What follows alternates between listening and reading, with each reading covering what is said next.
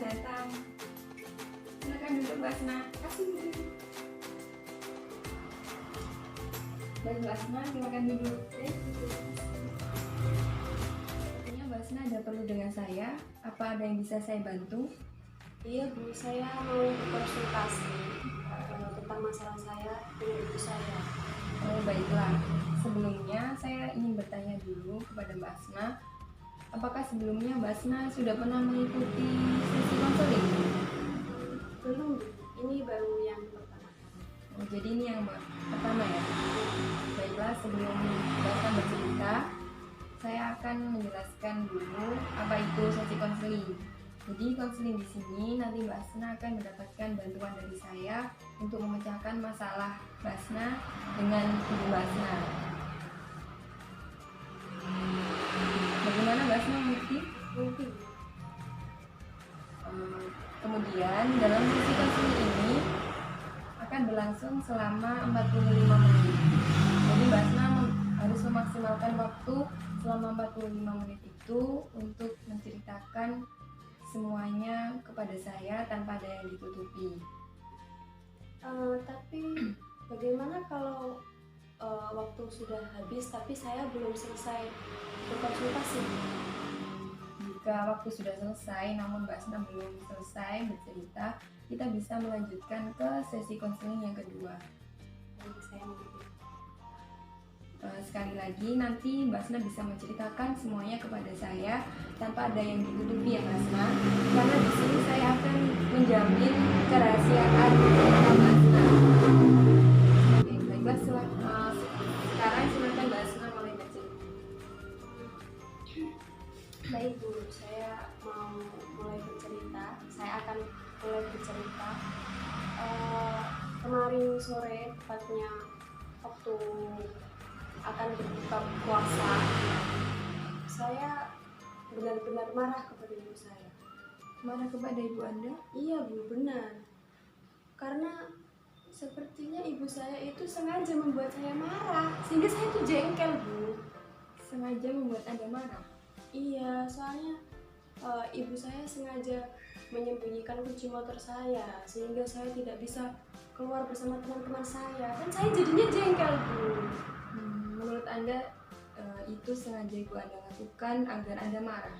Ya memang begitu adanya Bu, sehingga saya sangat kesal dengan ibu saya.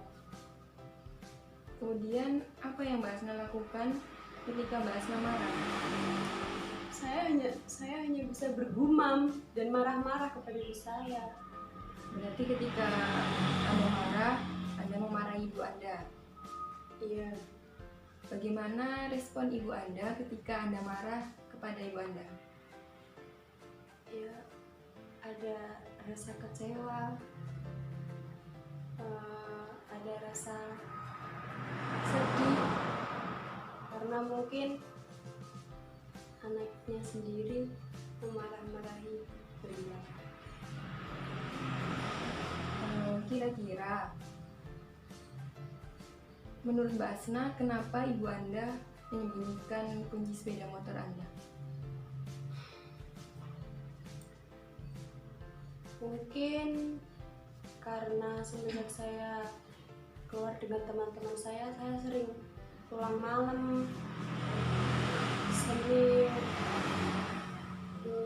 tidak makan tepat waktu karena sering bermain-main. Mungkin seperti itu. Apakah ini kali pertamanya ibu Anda membuat Anda semarah ini dengan menyembunyikan kunci sepeda motor ya? Iya. Apakah ini pertama kalinya atau sebelumnya Anda sudah pernah dibuat semarah ini oleh ibu Anda? Sepertinya ini baru yang pertama kalinya. Karena mungkin sejak kejadian yang waktu itu. Kejadian waktu itu? Iya kan, sewaktu itu saya pernah pulang larut malam karena bermain sama teman-teman.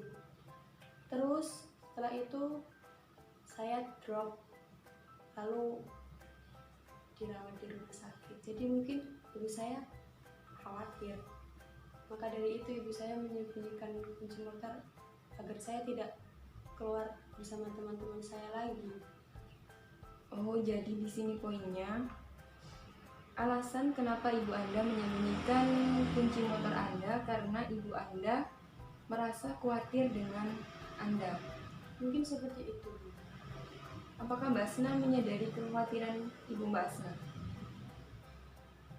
Sebenarnya saya menyadari itu, Bu.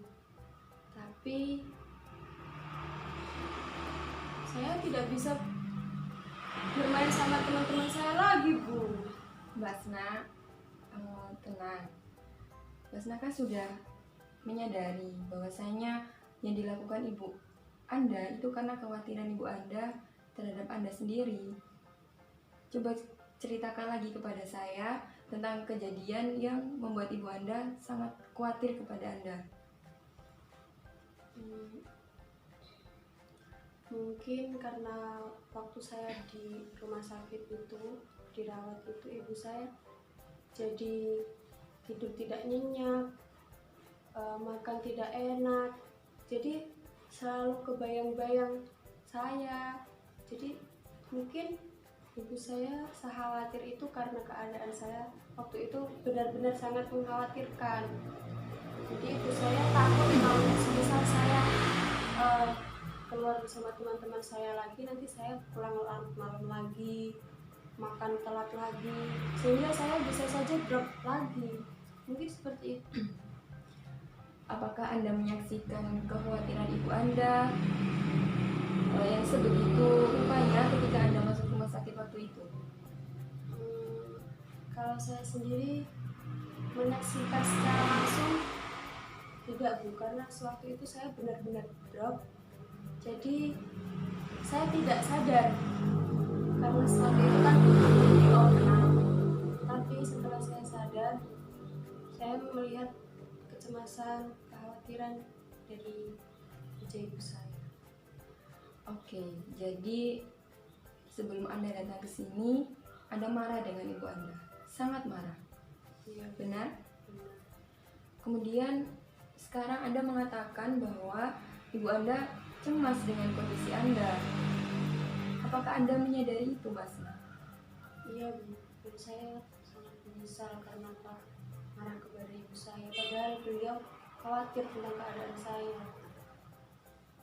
Apakah sekarang Anda masih merasa marah dengan ibu Anda?